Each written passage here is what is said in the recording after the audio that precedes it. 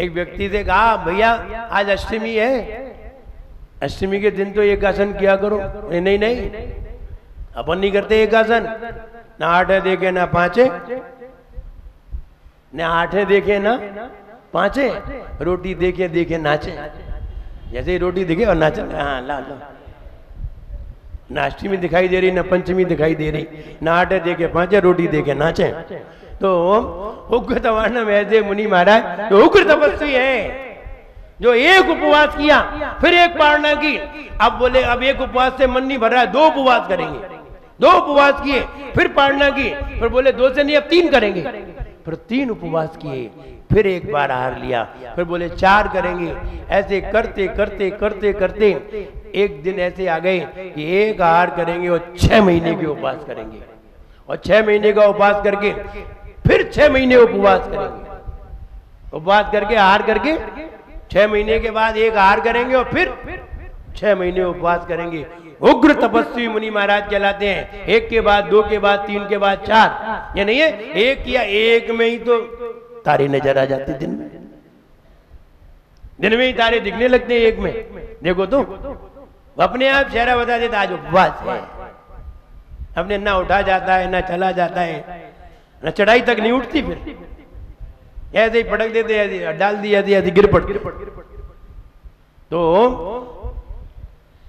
वे मुनि महाराज जो उग्र तपस्वी हैं, जो क्रम क्रम से एक एक उपवास बढ़ाते बढ़ाते 6 महीने तक उपवास करते हैं, वे उग्र तपस्वी मुनि महाराज कहलाते हैं। विदेश क्षेत्र में विराजमान। और ध्यान रहे, भोजन करने से ताकत नहीं आती, भोजन करने से सिर्फ शरीर चलता है, आत्मा नहीं चलती। आपको बता दें, कार काहे से चलती है? पेट्रोल से या ऑयल से? काहे से चलती है? पेट्रोल से चलती है या ऑयल से? काहे से चलती कार? पेट्रोल से। लेकिन उसमें ऑयल भी डाला जाता है। चक्रेश भैया, डाला जाता है कि नहीं? पेट्रोल के साथ ऑयल भी डाला जाता है, ऑयल भी डाला जाता है, ग्रीस भी लगाई जाती है, और पहियों की बेरिंग में भी ऑयल डाला जाता है। बताइए, पहियों की बेरिंग में जो ऑयल डाला गया है, वह ग्रीस लगाई गई है, कार उससे चलती है या पेट्रोल से? कार किससे चलती है? कार का इंजन कैसे स्टार्ट होता है? वो ग्रीस से थोड़ी होता, पेट्रोल से होता है। ठीक वैसे ही भोजन से हमारा शरीर नहीं चलता। जी क्या करो? हाँ, सुनो मेरी बात। भोजन से शरीर नहीं चलता, भोजन से तो हमें वसा प्राप्त होती है। क्या प्राप्त होती है? वसा, कैलोरी। ये कैलोरी जाकर के जो हमारी ये हड्डियां हैं, इन हड्डियों में जो जॉइंट हैं, इन जॉइंट में ये जॉइंट सूख ना जाए, इनमें वसा पहुंचाने का काम भोजन करता है। ये हड्डी देखो, ये हाथ मुड़ रहा है, काहे से मुड़ रहा है? वसा के कारण। ये हड्डी में जो जॉइंट है ना, ऐसा ये जॉइंट पे वो वसा पहुंचती है, जिससे ये आराम से मुड़ते रहते हैं। और जिनके पास नहीं पहुंच पाती तो वो गोंडू की घुटने की कटोरी खराब हो जाती है, फिर बैठ नहीं पाती, घुटने में दर्द होती है। सूख गई वसा,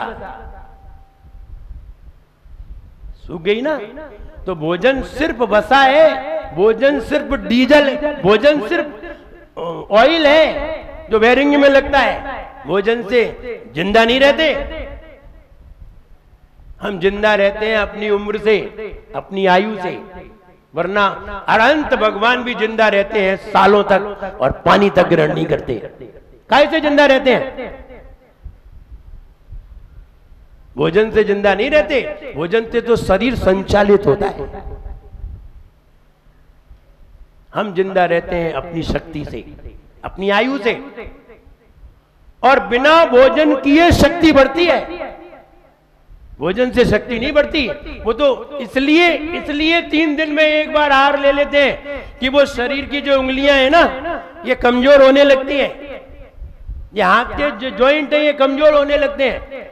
ये शरीर के जॉइंट कमजोर होने लगते हैं, इन जॉइंट को सही करने के लिए वो आहार लेते हैं, ना कि ताकत के लिए। ताकत तो आत्मा में खुद है। कितनी शक्ति है आत्मा में? अनंत शक्ति, उसे कहते हैं ताकत। तो ताकत तो हमारे अंदर है। ये भोजन से क्या करते हैं? सिर्फ शरीर को संचालित करने के लिए भोजन करते हैं। और शरीर को संचालित करने के लिए भोजन करते हैं, तो इसका मतलब है उपवास करने से स्वयं शक्ति बढ़ती है। ऐसे मुनि महाराज जो एक उपवास करते हैं, उनकी और ताकत बढ़ती है, उनके शरीर पर और तेज आता है, शरीर और कांतिमान हो जाता है। और हम अगर एक दिन भोजन नहीं करें तो हमारा शरीर सूख जाता है। इसका मतलब है हमारा ध्यान अपने आत्म तत्व पर ना होकर के भोजन पे टिकी हुई है, इसलिए हम सूख रहे हैं। और वे मुनि महाराज, लेकिन ध्यान रहे, ऐसे शरीर वाले वे मुनि महाराज नहीं होते। उन मुनि महाराज में इतनी ताकत होती है, अगर उन्हें 1 साल तक भोजन न मिले तो भी अपने पांव पर खड़े रहेंगे, इतनी ताकत उनमें होती है। उनकी हड्डियों में इतनी ताकत होती है। आज अपन लोगों की हड्डियों में इतनी ताकत नहीं है, इसलिए हमें बार बार भोजन करना पड़ता है। वो वज्र वृषभ नाराज संगनन का शरीर था, वज्र जैसी हड्डी थी, इसलिए वो बाहुबली भगवान 1 साल तक खड़े रहे। आदिनाथ भगवान 6 महीने तक बैठे रहे बिना भोजन के।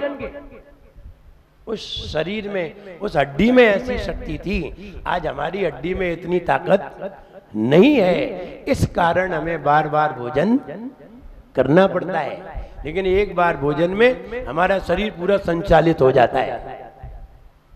फिर भी हम 2 बार खाएं, ये हमारी ज्यादती है। एक ही बार खाना चाहिए। जो एक बार भोजन खाते हैं वे चतुर्थ काल जैसे रहते हैं, वे विदेह क्षेत्र जैसे रहते हैं। जैसे विदेह क्षेत्र में सारे इंसान एक बार भोजन करते हैं, बस एक बार खा लिया खत्म, फिर न पानी पीना है न भोजन। विदेह क्षेत्र में सारे मुनिराज ही हैं, सारे मुनिराज हैं, क्योंकि वे एक ही बार लेते हैं। एक बार लिया खत्म, चाहे कितना ले, एक बार ले। ऐसे ही चौथे काल में भी एक बार भोजन लेते हैं, और पंचम काल में 3 बार भी ले ले तो भी कम है। जहां देवी पावे वहां रे सोमो भावे, जहां मिलो वहीं खोल दो। तो इनका पता ही नहीं है क्या बार खा ले, 3 बार खाएं 4 बार खाएं, जहां देवी पावे वहां रे सोमो भावे। इसलिए इनका तो नहीं पता है। पंचम काल में 3 बार खा लें, 4 बार खा लें, छठम काल में खाते ही रहे जानवर की तरह।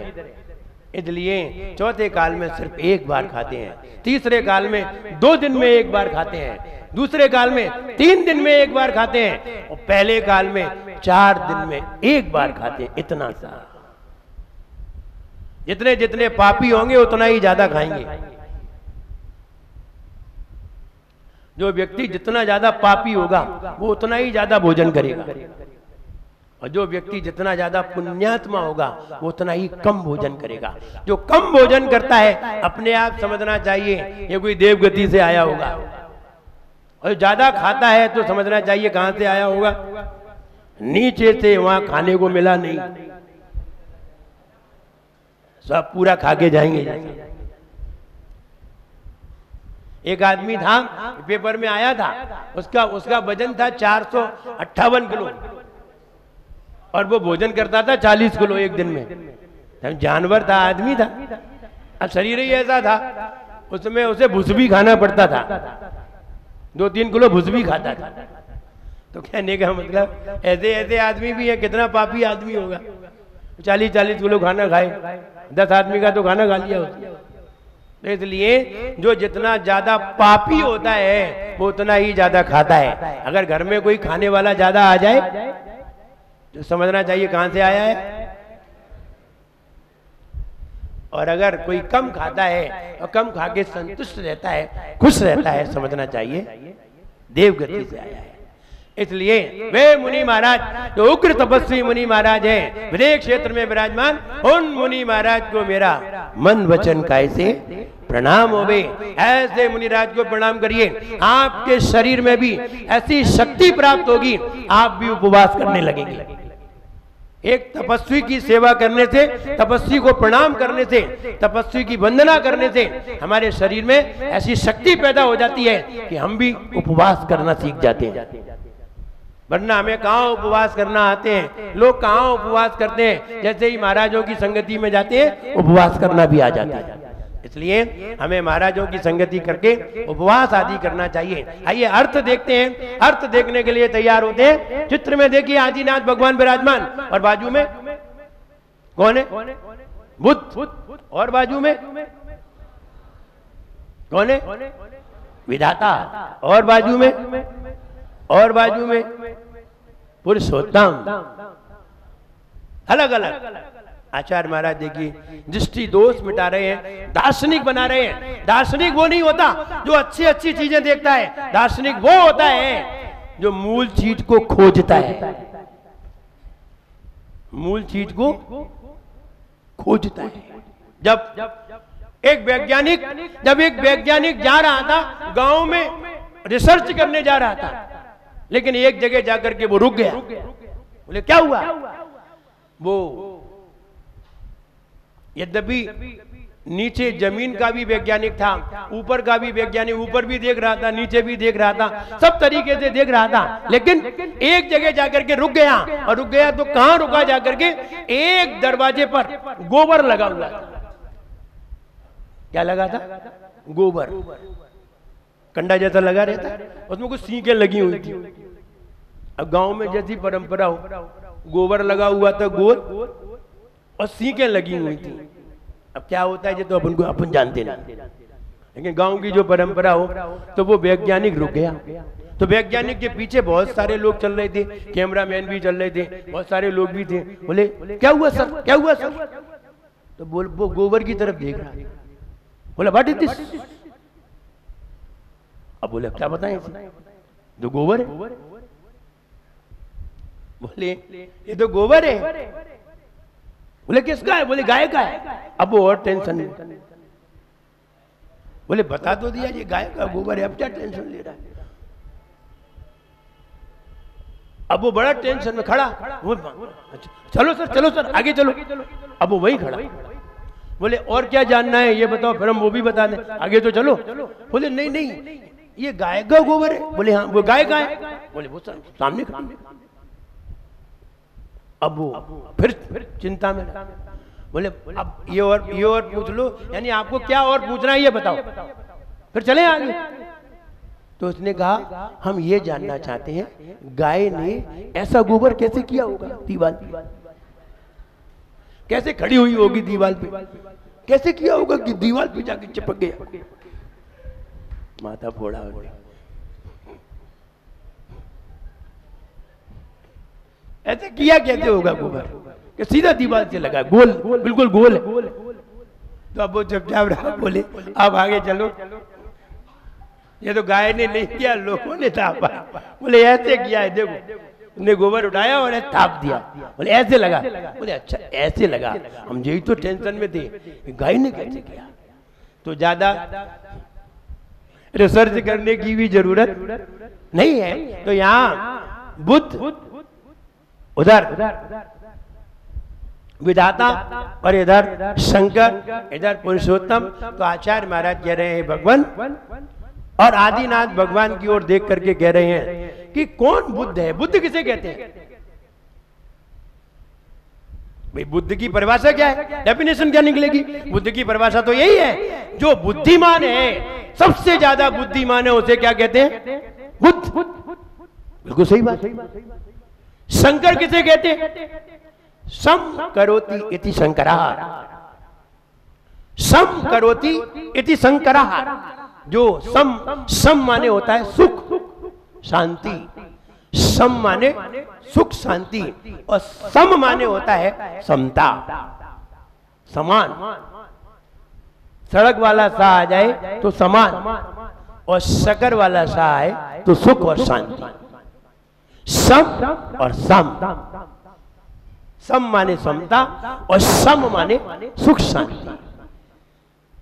सं करोसी, सम करोसी यानी सुख शांति करने वाले।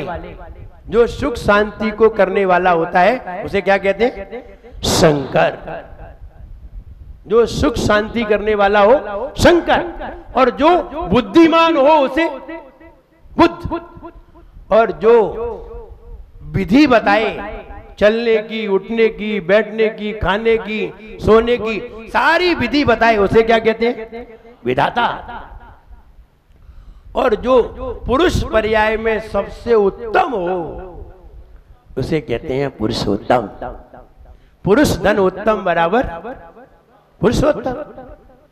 जो पुरुषों में, पुरुष पर्याय में, मानव पर्याय में सर्वश्रेष्ठ हो उसे क्या कहते हैं? पुरुषोत्तम।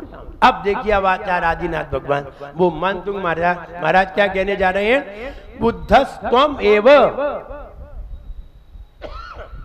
ए भगवान आप ही बुद्ध हो।